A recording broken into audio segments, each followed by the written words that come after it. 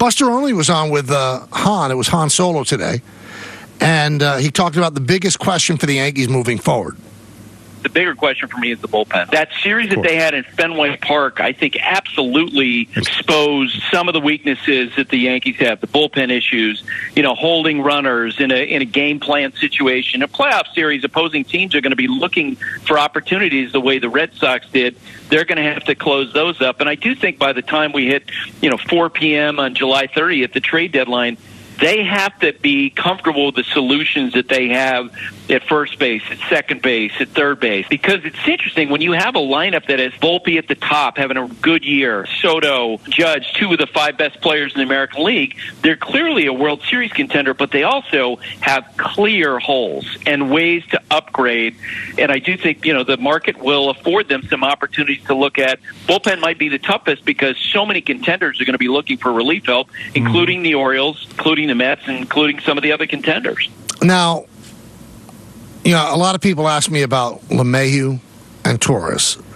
All right. And here's my take on them. They've got to turn it around. You're not going to replace them. You're not going to replace them.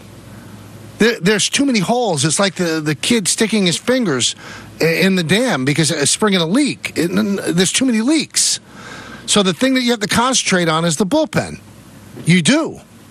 You've got to bring in a strike-him-out arm. You're going to get Efros back if he continues to progress. And you're going to have to bring in a swing-and-miss guy in the bullpen. As Buster said, there's a lot of teams that need help in the bullpen. And there are not a lot of teams that are out of it, Peter. They're just not. I mean, the Yankees are playing the Reds today, and the Reds are not having a good season after they were 82-80 this year, or last year, and just missed the final wild card. Everybody thought, well, they're going to take that big leap. Well, they haven't. They're under 500. Their record is 39-45, but they're just 3.5 games of the final wild card. So they've got a relief pitcher in Fernando Cruz who's in his 30s. It'd be a perfect guy to trade. But are they going to trade him or are they going to go for it? I think they'll go for it. So there's 2 teams in the National League that are really out of it, that could say they're out of it. The Marlins and the Rockies. And the Rockies keep saying they're not trading McMahon, which is a guy the Yankees, a third baseman the Yankees would be interested in. I don't think they're going to trade him. White Sox are out of it. So Garrett Crochet is somebody that interests people. In terms of a pitcher, he's starting now, but he has pitched out of the bullpen. You could transfer him back there because he's over his innings that he's ever had. The A's are out of it. Are they going to trade Mason Miller? Why should they? They have 5 years of control left with him. And you'd have to give up a king's ransom to get him. So there aren't that many teams that are out of it.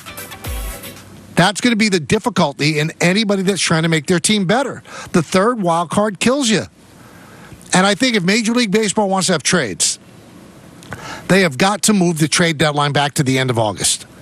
Because if it's going to be the end of July, not enough teams have fallen out of it. By the end of August, teams would have fallen out of it. At least give me 2 more weeks. Maybe make it August 15th. Now, Luis Gil starts for the Yankees tonight, and this is going to answer some questions as well because I hope it does. Luis Gil has been bad the last 2 starts. I mean, really dreadful. So Buster told Allen about Gil's struggles. Given the trajectory recently of him getting his brains beat in, that they're looking at the number of innings and where is he physically, and they have the ability now with the medical science that teams have to try to measure some of that. You also wonder about an adjustment that hitters are making, and you wonder about a player, for lack of a better way to describe it, sort of panicking, right, and saying, "Oh man, what is the problem?" and making those adjustments on the fly.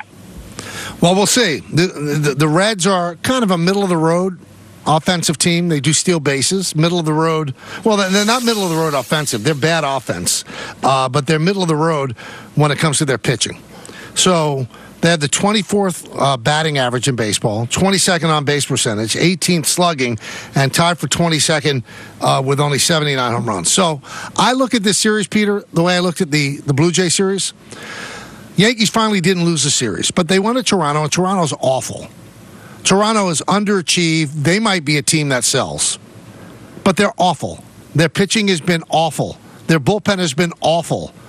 They do everything poorly. They're in last place. and the Yankees split with them. So I'm not going to celebrate with a split because they didn't win a series. This is a series the Yankees should win. You got to get back to winning series. So you have a homestand now. You have 3 games against the Reds. Reds are on good. And then 3 games against the Red Sox, and the Red Sox have played well. Then you go on the road again. Tampa, 500 team, and Baltimore. So we're going to see the Yankees declare themselves here. What exactly are they? They're in second place right now by percentage points behind the Orioles. But I'm not celebrating beating the Blue Jays 2 out of 4 times. So what? Blue Jays are awful. You have to win that series. Now you have to win this series. You can't let the Cincinnati Reds come into the Bronx and take 2 out of 3. You can't.